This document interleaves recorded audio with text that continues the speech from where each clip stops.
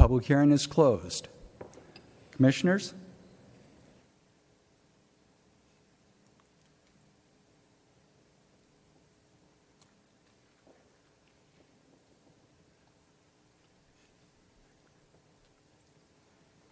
Oh, I'm sorry. Commissioner Bill. Thank you. First of all, I apologize for being an hour late. If I do that in court, I get tongue lashed by the judges and often threatened with jail time, so I really apologize. It couldn't be helped, and just so you know, there's still traffic on the 5. It hasn't changed.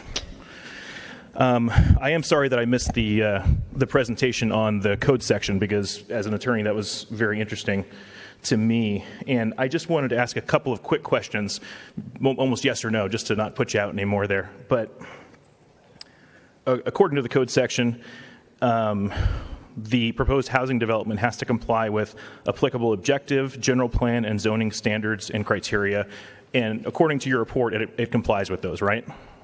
Yes. Okay. So the way I read it, when the project meets those criteria, it requires approval. But if a local agency disapproves, they have to base that decision on substantial evidence. And they define that substantial evidence as having a specific adverse impact, which in turn also means significant, quantifiable, direct, unavoidable. And those terms actually have to be based on objective, identifiable, written, several items, including policies.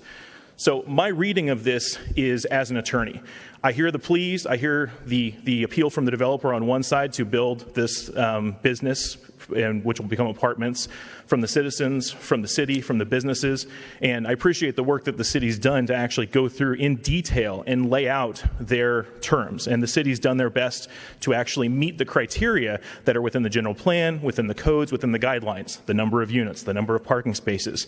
And the most the city can do often is say, here's the number that's on paper. Does the number the developer is proposing match that?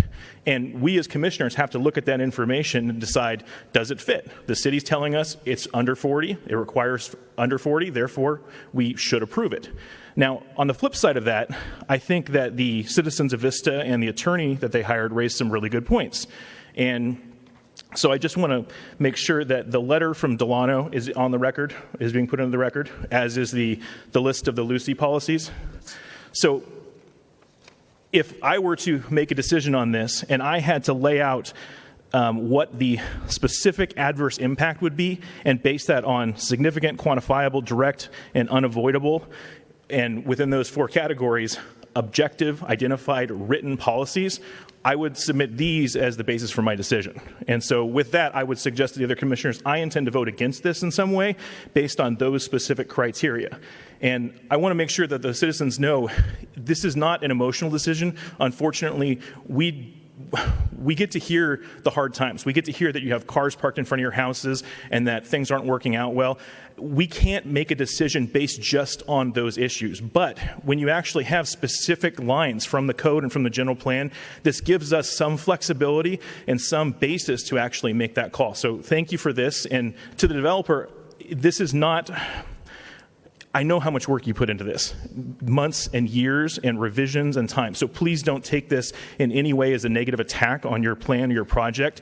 This is my reading of the code, my reading of the facts here, and this is the basis for my decision. And so I'm open to hearing other suggestions and other interpretations of that, but that's my take at this point.